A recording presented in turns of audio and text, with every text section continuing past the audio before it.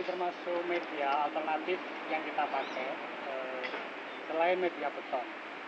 Kalau dalam ukuran 3x4 katakanlah, kalau memakai beton itu biayanya bisa antara 2,5 juta sampai 3 juta. Tapi kalau pakai bambu dan terpal itu maksimal mencapai cuma 500.000. Dan untuk terpal itu asal merawatnya bagus itu bisa tahan sampai 3 tahun. Ada banyak media yang bisa digunakan, kadang bisa karung ditumpuk atau yang lain. Untuk sementara saya memilih yang pakai bambu karena untuk pembibitan ketinggian cukup kita pakai 70 cm. Artinya 70 cm itu bisa untuk menaikkan dan menurunkan air berdasarkan suhu. Misalkan terlalu panas, suhu air bisa dinaikkan. Kalau terlalu dingin, air bisa dikurangi. Jadi ini juga kita kasih penyangga untuk supaya tidak ambrol. Setelah ini nanti prosesnya baru kita melakukan pemerataan tanah dengan posisi miring, terus dikasih kubangan yang paling dalam dari permukaan tanah yang lain itu sekitar 1 meter lebih.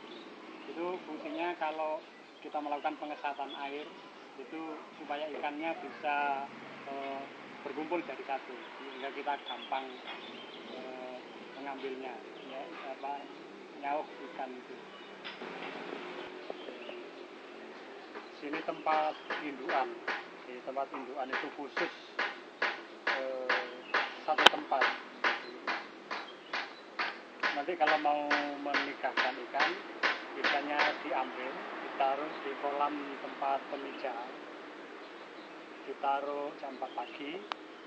Itu malam biasanya ikan itu memijah antara jam 3 sampai jam 5. Nah, besoknya jam 7 ikan yang setelah memijah itu harus diambil, dikembalikan ke sini. Jadi ikan itu keluar dari area kolam ini cuma 1 malam. Setelah itu tempatnya kembali di sini. Di tempat ini tidak memerlukan air yang bening, air sekeruh apapun tidak masalah. Sebab ikan yang sudah besar, artinya indukan itu minimal bobot 1,5 kg, itu sudah tahan dengan cuaca apapun, juga mau dengan makanan apapun. Ini cuma tempat khusus, tempat induk. Untuk katakanlah ukuran 3x4 itu bisa dihuni oleh 25 sampai 30 ekor. Untuk makanan juga yang lebih efektif, indukan itu tidak boleh dikasih makan yang intinya indukan itu bukan lele konsumsi. Jadi dia tidak boleh cepat besar dan gemuk, tidak boleh. Kalau gemuk dan besar, maka kualitas dagingnya akan menurun karena terlalu banyak mengandung lemak. Ngasih makannya pun cukup 2 hari atau 3 hari sekali. Itu kalau saya pakai manfaatkan bekicot. Jadi ini yang orang lain menganggap sudah tidak berguna. Nah, ini ternyata berfungsi sebagai makanan lele. Jadi bekicot itu sekali makan itu bisa kenyang sampai 3 hari karena pencernaannya lama, tetapi bergizi tinggi. Nah, itu yang penting. Sehingga kondisi induk itu bisa stabil, tidak cepat gemuk, tidak cepat besar. Oke, untuk induk, air dalam kondisi agak hijau ini air yang baik. dan air tidak perlu sering diganti untuk induk. Katakan semakin keruh, asal kita mendeteksi kalau sudah bau itu disirkulasi beberapa, itu tidak perlu diganti. Apalagi sudah hijau ini kondisi yang baik, banyak mengandung yang plankton. Nah, induk, tanda-tanda induk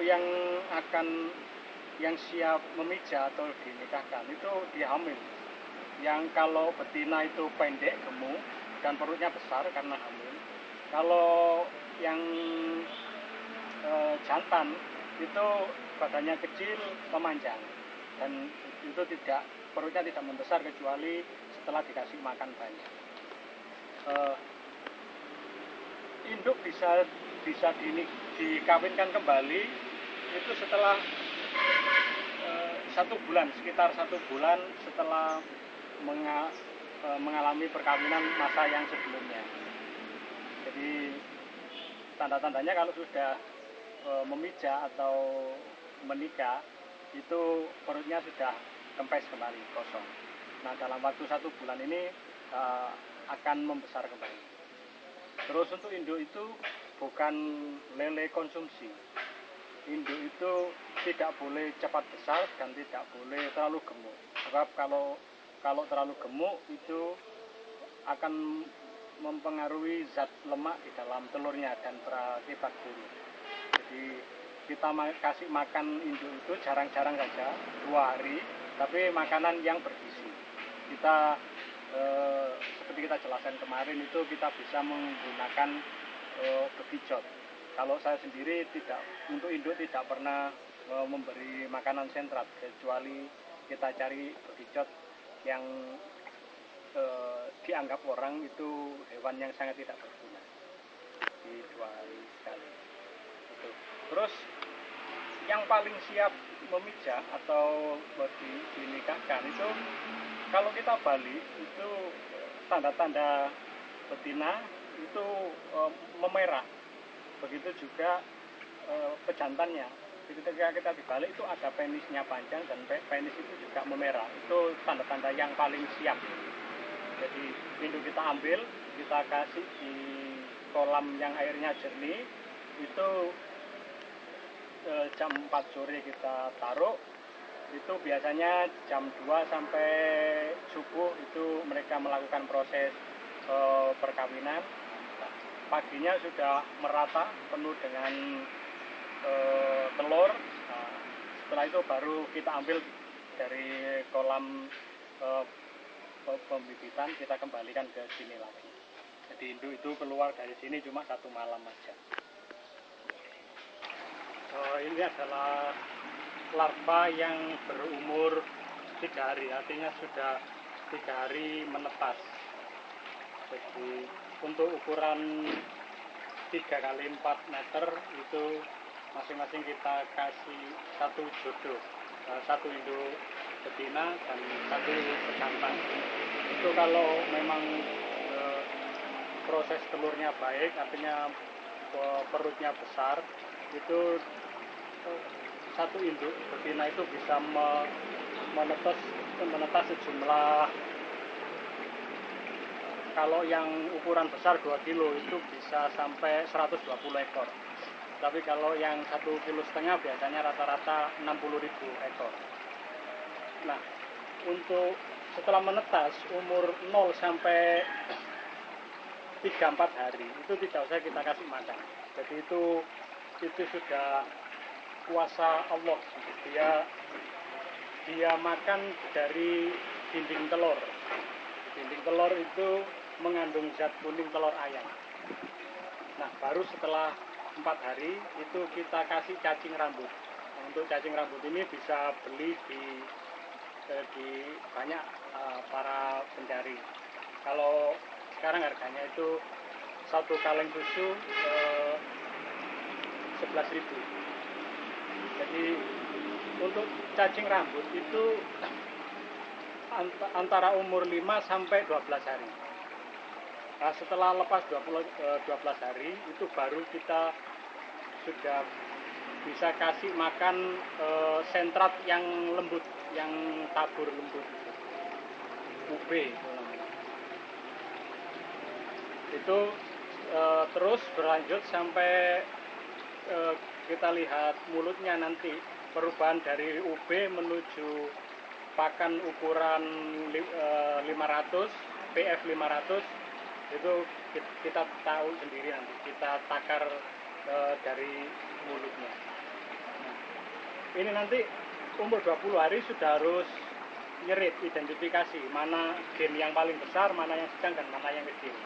Jadi kita bikin 3 kolam ini nanti di atas umur 20 hari itu supaya ketahuan dari 3 jenis, yang paling besar, yang sedang, dan yang kecil.